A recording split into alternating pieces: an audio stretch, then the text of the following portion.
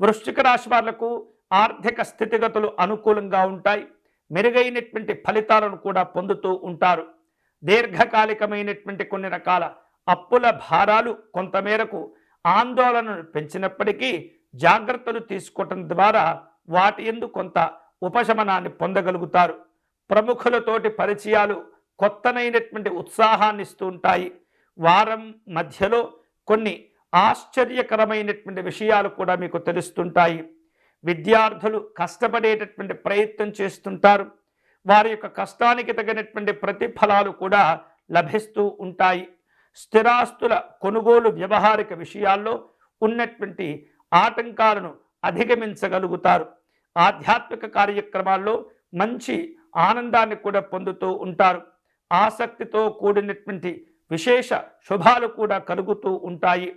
విజయవంతమైనటువంటి వ్యాపారాలను నిర్వహించేందుకు ఎప్పటికప్పుడు కూడా నూతనమైనటువంటి అంశాలను ముందుకు తెస్తూ ఉంటారు. అలాగే ఒప్పందాలు కుదుర్చుకునే సందర్భంలో జాగ్రత్తగా వ్యవహరించాలి.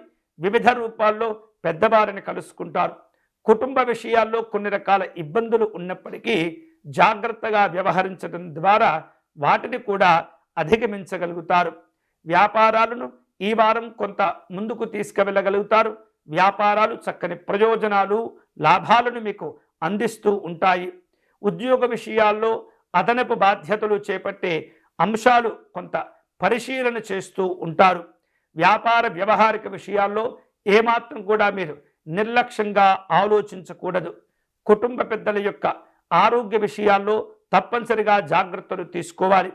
ఈ వారం కొన్ని రకాల మాట పట్టింపులు, అనవసరమైనటువంటి ఖర్చులు, అనవసరమైనటువంటి జోక్యాలు ఇబ్బంది పెడుతూ ఉంటాయి. కాబట్టి వాటికి దూరంగా ఉండండి. అనుకూలమైనటువంటి ఫలితాలు పొందుతారు.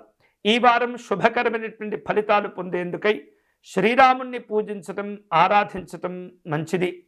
విశేషమైనటువంటి పుష్పాలను సేకరించి శ్రీరామస్వామి వారికి అష్టోత్తర శతనామార్చన నిర్వహించటం, వడపప్పు పానకమును నివేదన చేసుకోవటం, పేదవారికి అన్నదానం చేసుకోవటం, ఇవన్నీ కూడా మీకు చాలా కలిసి వచ్చేటటువంటి అంశాలు.